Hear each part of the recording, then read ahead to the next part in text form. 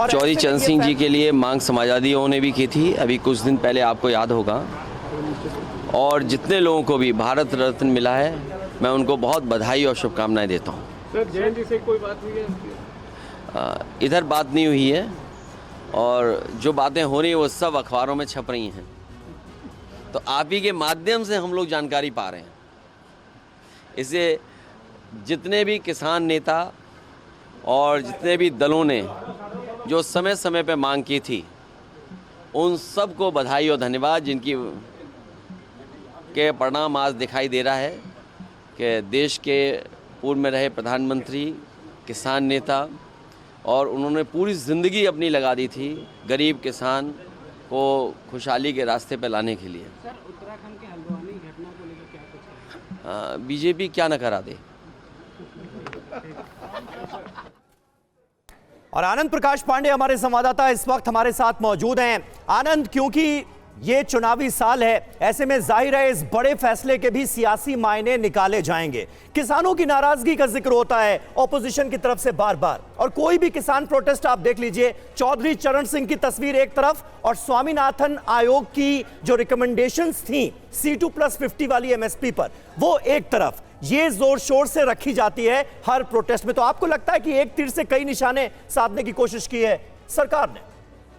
जी बिल्कुल, अगर नारा दिया गया है प्रधानमंत्री नरेंद्र मोदी की तरफ से अब की बार 400 पार का, तो उसके लिए आपको कदम उठाने पड़ेंगे, उसके लिए आपको जनता का दिल जीतना पड़ेगा, आपको उसके लिए समाज के अलग अलग तबकों को एड्रेस करना पड़ेगा। और तमाम जो फैसले लिए गए भारत रत्न को लेकर, पहले दो नाम आए थे, 3 नाम आ जाए, तो ये कहीं ना कहीं उसमें ये दिखता है कि समाज के जो अलग अलग तबके थे वो समय समय से जो मांग करते रहते उसको पूरा करने की कोशिश की गई है। कल ही किसानों ने दिल्ली कूच का ऐलान किया था, दिल्ली के चारों तरफ से किसानों ने घेर लिया था, और आज ये फैसला किया गया चौधरी चरण सिंह को भारत रत्न देने का। और मैं आपको बता दूं कि इंडिया गेट के पास जो बोट क्लब है, अभी भी वो तस्वीर ऐतिहासिक है जब चौधरी चरण सिंह ने किसानों की मांग को लेकर यहाँ पे एक ऐतिहासिक धरना दिया था। और ये पूरा जो इलाका था जहाँ हम खड़े हैं, और इंडिया गेट से लेकर पूरा खचाखच किसानों से भरा हुआ था। और ये कहा जाता है कि आज तक कभी लुटेंस दिल्ली का पूरी दिल्ली में वैसे किसानों की चौधरी चरण सिंह को भारत रत्न दिए जाने के पीछे एक बड़ा मैसेज भी है सरकार की तरफ से, जो इस वक्त रखा जा रहा है। और इस बीच एक और बड़ी खबर बता दें, चौधरी चरण सिंह को भारत रत्न पर जयंत चौधरी, उनके पोते की तरफ से प्रतिक्रिया भी आ गई है। दिल जीत लिया, जयंत चौधरी ने यह बयान दिया। ट्विटर पर, एक्स पर जयंत ने प्रधानमंत्री मोदी की पोस्ट शेयर की है और उसके बाद रीकोट करते हुए कहा है कि दिल जीत लिया। एक बहुत बड़ा संदेश है। और ऐसे में पंकज, मैं आपके पास आ रही हूँ, ये जो कहा गया है जयंत चौधरी की तरफ से, इसके पीछे एक बहुत बड़ा मैसेज है, क्योंकि लंबे अरसे से मांग की जा रही थी, उनकी पार्टी की तरफ से मांग की जा रही थी, RLD की तरफ से, और अब ये सार्थक होता हुआ जब नजर आया तो उन्होंने खुलेआम इस बात की तारीफ की है, दिल जीत लिया।